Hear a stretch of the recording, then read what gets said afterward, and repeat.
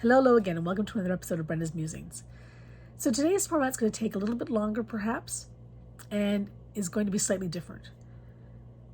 I'm going to read something to you, and I'm going to end it with just a sentence or two, and leave it for you to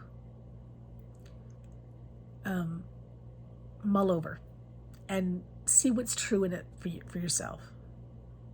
And I hope you come to some sort of a conclusion or something to work towards, or both. So today started out as a great day for me, as every day does. But within the first 2 hours, I found myself looking in the mirror, my eyes welling up with tears, and going down rabbit hole after rabbit hole after rabbit hole. And when I realized what I was doing, I had to go back to the beginning. I had to start asking myself this question over and over again. Is this true? If the answer was yes, I put that to the side. If the answer was no, then I knew I was projecting. And projections are not truths. They are simply projections of something that I'm feeling, and I'm projecting it onto someone or something else. So I got that sorted. And then I went on with my day. And then, as the universe often does, it sent me this beautiful nudge, reminder, placeholder, whatever you want to call it. And it came in the form of a Facebook memory about an email I had received in June of 2018. And that's what I want to read to you. June 27th, 2018. So I received the following email from Jasmine Starr today, and it is too beautiful not to share, and a great reminder to us all. I rushed her to the hospital, promising her everything was going to be okay. She rested the thin stubble of hair on her head against the seat, struggling to breathe. In 2002, my mom was undergoing chemotherapy, and she was also having an asthma attack, a severe asthma attack. I tried explaining to the emergency room admission nurse that this attack was serious. Please, someone help her. Everything moved in slow motion. Why was everyone moving so slowly? The rest is a blur. The doctor's running and paging on the overhead speaker for a life support machine. I don't remember how I got to the grieving room at the hospital, but it was tiny and painted blue. The inspirational quotes hung sadly on the wall, their corners sagging with time. I think this was the first time I grappled with the concept of enough.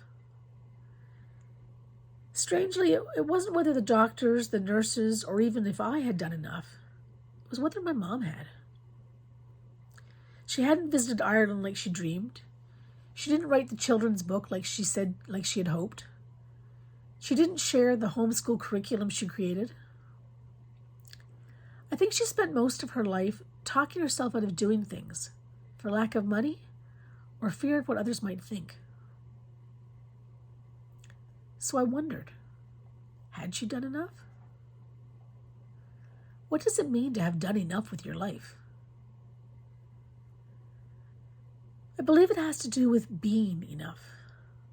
Daring to believe that you're entitled to suck the marrow out of every last opportunity life gives you and sharing it with others.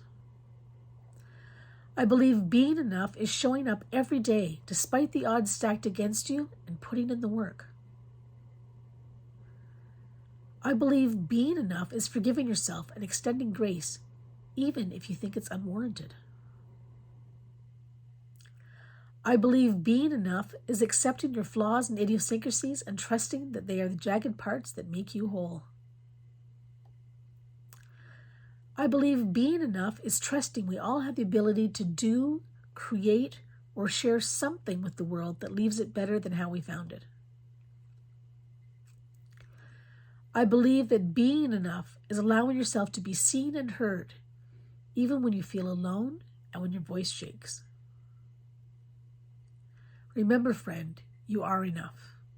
Shine on. Jay.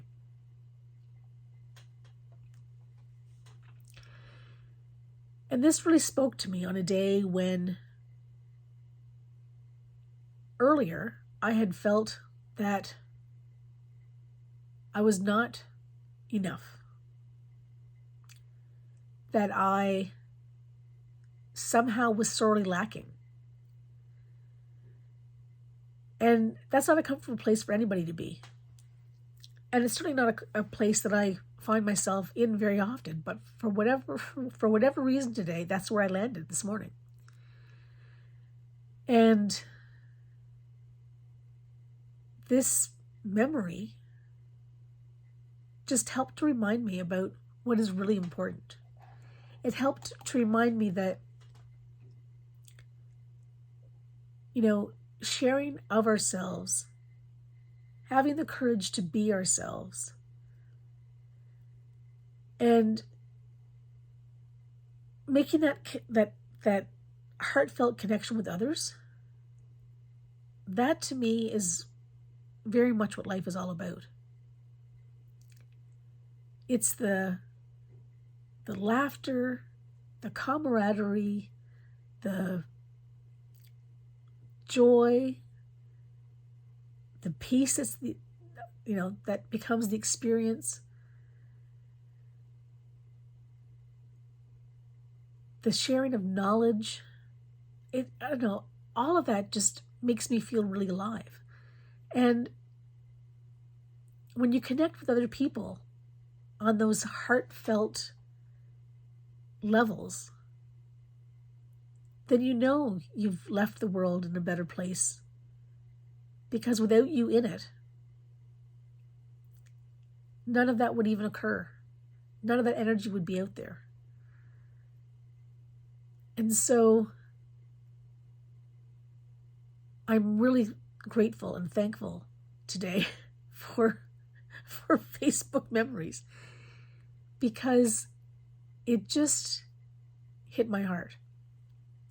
And it just put things back into perspective for me. And that's my musing for the day. I hope you found it to be a good one. Have a great day, everyone.